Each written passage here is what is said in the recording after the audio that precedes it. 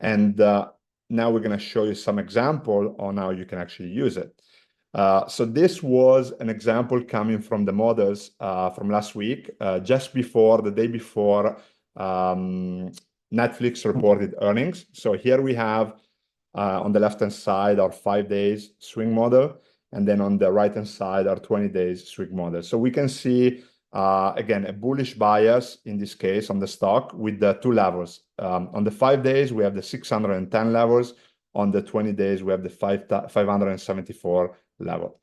So how can you use this data, right? First, you can use it if you're a directional trader, but what we're going to show you today is more from an option seller standpoint.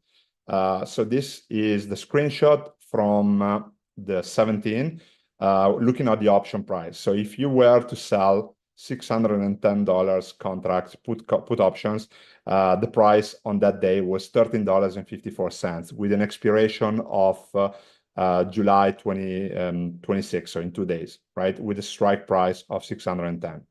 So now let's look at what happens to the stock. And this was a screenshot from this morning.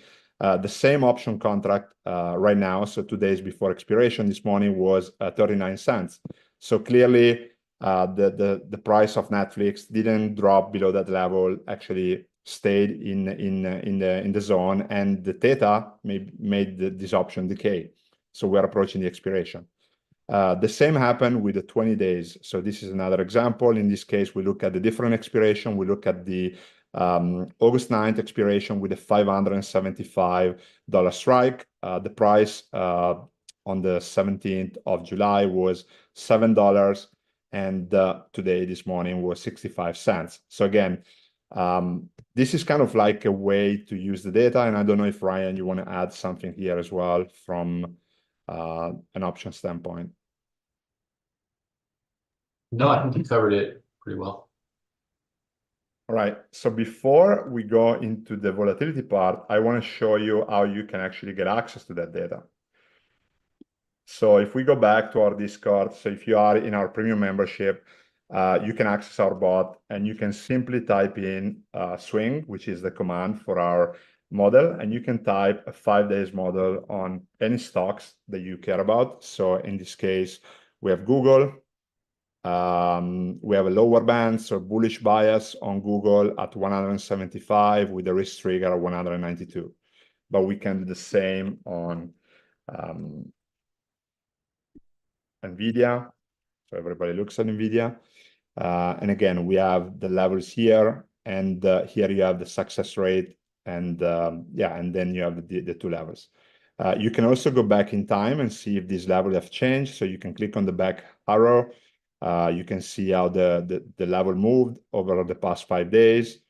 You can go back up to 5 days, and you can see how this level change, and again, keep going back.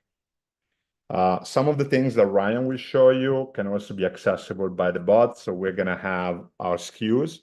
So these are the 25 delta risk reversal SKUs. And again, you can also request those via the bot directly here. And you can also go back in time and see how these have changed over time.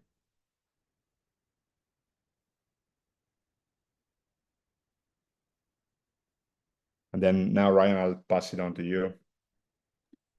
Sure. Just real quick before you change, if you go back to that last slide, I just want to add one thing. The most common, I harp on this a lot, but the most common mistake that I see from people who want to get into trading or learn about it is not thinking about, how much you stand to lose and how much you're hoping to gain on every trade. And anything you do with the odds, whether it's sort of poker or sports betting or any kind of trading strategy, and you always want to think to yourself, how much could I lose and how much could I gain? And then what is the probability that I'm going to get it right? Because nobody gets every trade right. If people saw Federer's famous graduation speech, he was talking about the percentage of points that he won in his career. And I want to say it was something like 55%, but he ended up winning like 80% or 90% of his matches. And so the key is, understanding you're not going to win every trade, but making sure that if you risk $1 to make $1, then making sure that you make $1 just a little bit more frequently than you lose $1, or if you risk $1 to make $3, then you can, as long as you don't lose 3 times as often as you gain, then you'll be okay. And so these bands are so helpful to think about, how much can I reasonably expect to make or lose, and frame that up and start preparing yourself to think about when you're going to get out and what your goals are for a trade.